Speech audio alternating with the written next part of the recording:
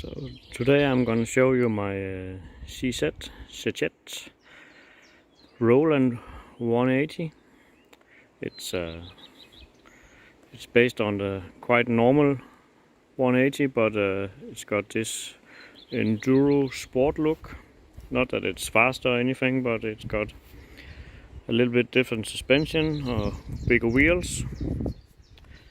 I didn't buy it because it's to go enduro, but just because I thought it was a really fun model. It's built in 1993, but it's not registered until 98. So I know it's not that old, but what can I say? These cheap machines, you need to save them before somebody just buys them as a cheap runabout. I actually bought it last year in September. I got it through a Danish MOT or TÜV if you're from Germany. In Denmark it's called Syn. I wanted to preserve the license plate because it has only had one previous owner. So I got it through the MOT. The inspector actually stalled the bike and it wouldn't restart, but luckily for me he still gave it a go. And then I just put it in storage because it was September, so it has been standing inside. And now I have just been changing the fuel cock because I hope that was the problem. Please bear with me that the seat is not positioned correctly because I'm always planning ahead. I changed the fuel cock and then I've got to check if the battery had any power, so now I'm charging and waiting for it. So, but all the panels here is fiber, and what I like about this is that it has got 2,000 kilometers on the tacho. It has done about 1,000 more because I bought it from, as I said, the one and only previous owner, and he said he drove it for about 1,000 kilometers without the cable working. So I even got the receipt for the cable. It was dirt cheap. At some point he had a problem with the exhaust clogging up, so he took it apart and made this rather crude welding, but so the angle is a little bit off, but all the stickers and everything is correct for the bike from new. So they got this company called Motor Europe, I think it's called, to do the design. It's very difficult to find anything online about the bike. I got a book in Czech that I don't understand anything from, but it says something about 2,200 made. I found adverts online. I guess some were sold in the US as well. So the guy I bought it from told me that when he bought it, he was told that only 3 were sold in Denmark. Yeah, sorry about the wind. But if you can share any info with me, I would be grateful. Maybe you can show me a period ad. That would be nice. So I will just make a short pause and I will show you the stock bike that it was designed from. Just one more thing here. You just got a normal tank under here, and then they just made this fiberglass surrounding to give it a different look. Even got the original key hanger from the initial seller. I got the invoice and everything with it, so for a guy who likes history like myself, that's a great bonus. So I'm just gonna pause and show you the stock bike. So it's a little bit different light in here, but here maybe you have seen these two bikes before on some of my other videos. I actually think I forgot to put the one with the white one online, but the yellow one is a very late 12 volt with a electronic ignition. The ROLAND is with the traditional 6 volt, but this is what they look like. They look the same, but as you can see, the engine is completely the same, and the frame also. But of course, some of the suspension and the wheels and all the fairing is basically what they did different.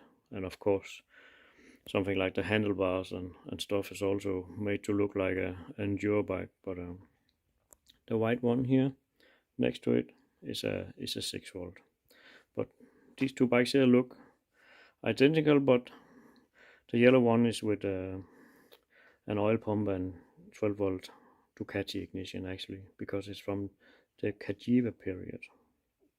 The white one is also, but yeah, they it's like they made one thing one day and another thing the next day. So yeah, but I'll get back to you when hopefully it's time to start up the bike. So I'm not really sure if the battery has got enough charge, but hey, let's give it a go.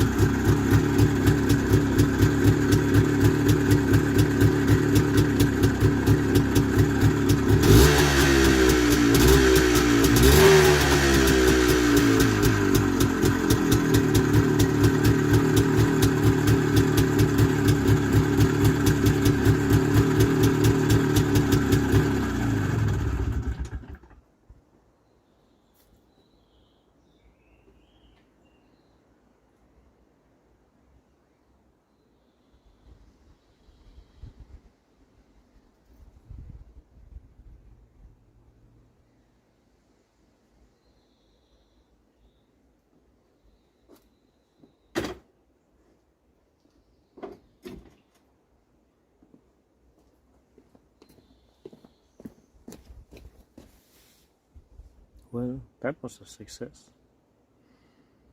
Do think it's a bit loud.